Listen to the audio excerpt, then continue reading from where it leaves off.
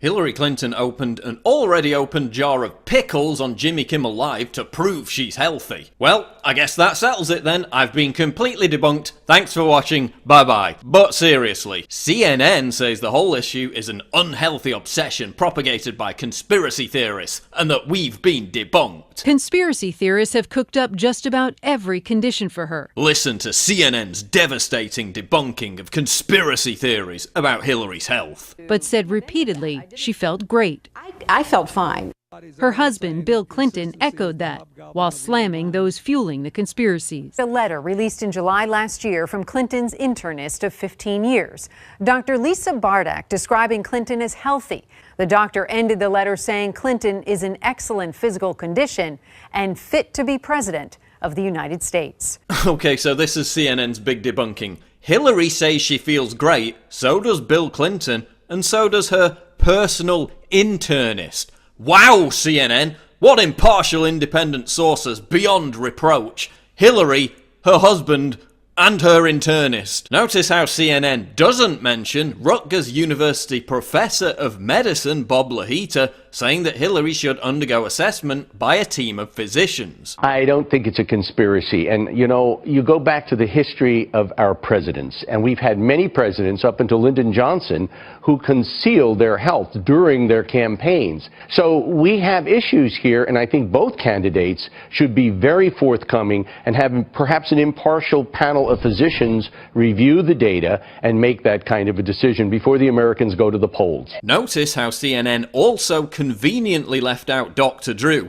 and the raft of other doctors, neurologists and medical experts who have all questioned Hillary's health. The distrusted mainstream media claims we have no evidence, yet their evidence to debunkers is to say, oh, Hillary says she's fine, so I guess that makes it so. This is why only 6% of Americans trust the mainstream media. It's completely pathetic. Their new tactic is to assert that even questioning Hillary's health is sexist. And honestly, I think there's an element of sexism to this. The way that they've talked about her. So what's the idea here that somehow because she's a woman and she's a grandma that she's frail? Really? So was it sexist when the entire media obsessed about John McCain's health back in 2008? Is McCain simply too old to get elected? If it's John McCain's health we're talking about, and he's running for the highest office in the land, his health, with limits, becomes the public business. How concerned are doctors that this skin cancer may in fact return? Oh yeah, and why is CNN asking questions about Donald Trump's health?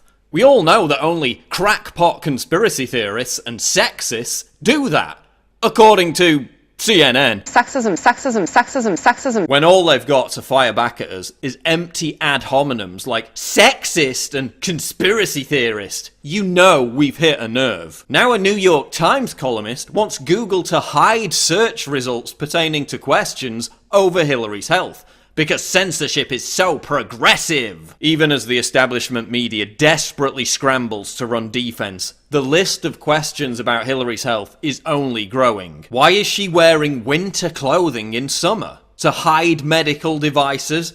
Why does she keep disappearing in the middle of a presidential dogfight to take time off? Why is she afraid of facing the press?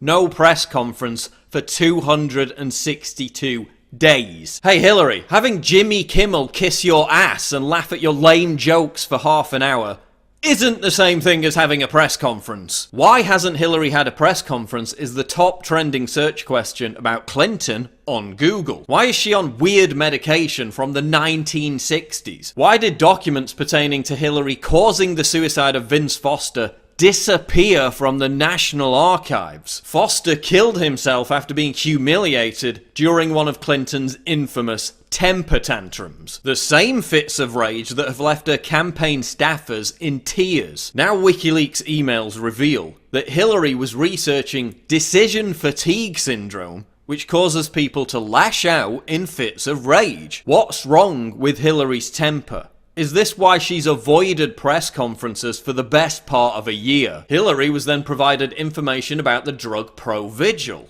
which is used to treat Parkinson's and sleepiness. The mainstream media won't raise any of these questions because they don't have any answers to them. Since my video went viral 3 weeks ago, the whole controversy has imploded. That YouTube video that you played that got so much traffic was from the account of Paul Joseph Watson. As far as I know, he's a writer for InfoWars. Conspiracy theories, they clearly cast a wide net as far as what kind of conspiratorial happenings they're willing to entertain. The standard for their journalistic integrity is not the highest, shall we say. The majority of American voters want Hillary's full medical history to be released.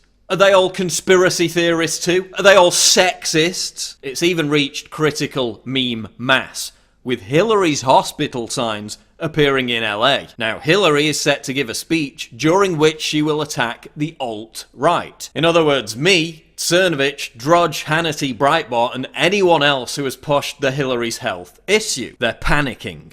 They know something is seriously wrong with Hillary and that the pressure to have her health independently assessed is building. If they're not able to keep a lid on this by dismissing it as a conspiracy theory, by ignoring the concerns of top doctors and medical experts, it could torpedo her entire campaign.